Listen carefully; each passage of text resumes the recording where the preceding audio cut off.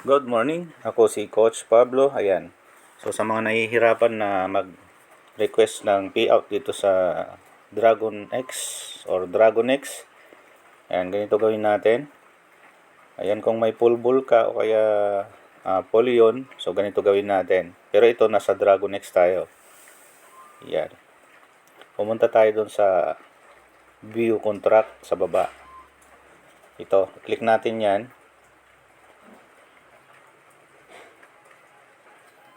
And nandito na tayo. So, dito hindi na natin kailangan mag-login. Magwi-withdraw lang tayo. So, hanapin natin itong line na to. Then, browse natin itong contract, yung may check. Then, pindutin natin itong right. Then, click natin itong Web3. Confirm. Then, wallet connect. Then, drag up mo. Yan. Click natin itong select wallet.